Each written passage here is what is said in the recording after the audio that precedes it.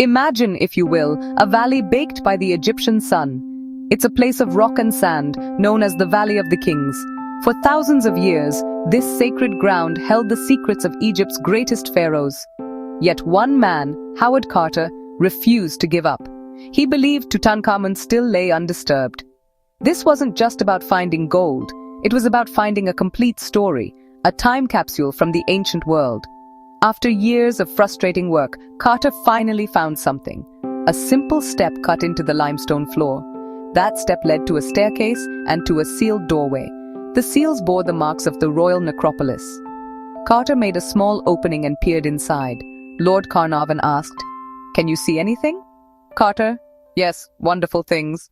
What he saw was beyond imagination. Glimmering gold everywhere. Strange animal statues, ornate chariots, intricately carved chests piled high. The discovery became a global phenomenon, reigniting fascination with ancient Egypt. It was a complete royal burial with over 5,000 artifacts. Those objects gave an unprecedented glimpse into the pharaoh's life, death, and beliefs. Archaeologists found his childhood toys, board games like Senet, and even a lock of his grandmother's hair stored inside a miniature coffin set. These everyday items are, in many ways, more valuable than the gold, as they connect us to Tutankhamen as a human being, not just a distant godlike pharaoh. For the ancient Egyptians, death was not an end but a transition to another eternal life. To make this journey, however, the body had to be preserved. This belief gave rise to the complex and sacred process of mummification. This process was a highly skilled craft, performed by specialized priests known as embalmers. It was a ritual that took around 70 days to complete. The first step was the purification of the body, washing it with palm wine and water from the sacred Nile River. Next came the most delicate and, for us, gruesome part of the process, the removal of the internal organs. The brain, however, was considered useless. Embalmers would insert a long, hooked instrument through the nostrils, breaking through the thin bone into the cranial cavity. The removed organs were not simply discarded. They were considered essential for the afterlife and were separately preserved in special containers called canopic jars. There were 4 jars, and each was protected by one of the 4 sons of the god Horus. These jars would be placed in the tomb alongside the mummy, ensuring the deceased had everything they needed for their eternal existence. The most crucial ingredient, however, was a natural salt called natron. The entire body was covered in heaps of this crystalline substance, which acted as a powerful dehydrating agent. For 40 days, the body lay buried in natron, which drew out all the moisture, preventing decay and leaving behind a dried, leathery but recognizable human form.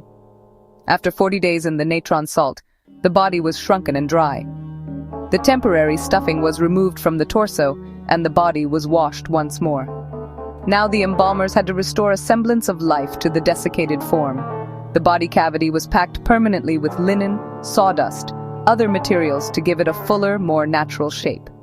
The skin, now leathery and brittle, was carefully anointed with fragrant oils, resins, perfumes. This not only helped to make the skin more supple, but was also a sacred act. This was symbolically purifying the body and preparing it for its divine transformation. The wrapping process was an art form in itself. It could take up to 15 days to complete. Hundreds of yards of fine linen strips were used to swaddle the body from head to toe. Each limb, finger, toe was wrapped individually, before the entire body was enveloped in multiple layers of bandages. As the priests wrapped, they recited magical spells and incantations to ward off evil spirits. Between the layers of linen, they would place protective amulets, such as the ankh, the jed pillar, the powerful scarab beetle.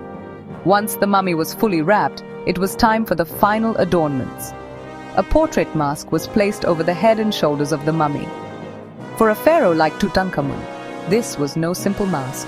His was crafted from over 10 kilograms of solid gold and inlaid with precious stones like lapis lazuli, quartz. Finally, the completed mummy was placed inside a series of nested coffins, like a set of Russian dolls. Tutankhamun had 3. The opening of the mouth ceremony was performed on the mummy, a ritual where priests would touch the mummy's mouth with special instruments. This magical act was believed to restore the deceased's ability to see, hear, speak, and eat in the afterlife, completing their transformation and preparing them for their eternal journey. These coffins were then placed inside a large stone sarcophagus in the burial chamber of the tomb, completing the sacred process that would ensure eternal life. Howard Carter's methodical 10-year excavation set a new precedent for how ancient sites should be handled. Instead of a treasure hunt, it became a careful scientific investigation. Every one of the 5,398 artifacts was painstakingly photographed, sketched, labeled, and conserved on site before being transported to the Egyptian Museum in Cairo. The ongoing scientific analysis of his mummy and the artifacts from his tomb continues to reveal new secrets about his health, his family, and his reign. Today, more than a century after its discovery, the story of the Boy King continues to captivate us. His golden mask is one of the most recognizable images in the world. Tutankhamun's legacy continues to teach us about the ancient Egyptian worldview. The immense effort and wealth poured into his tomb and mummification underscore their profound belief in the afterlife. The tomb wasn't a sad memorial to death. It was a vibrant, fully equipped launchpad for eternal life. Its discovery gave us the single greatest window we have into the golden age of the pharaohs, ensuring that the Boy King, who was once almost lost to history, will now be remembered forever.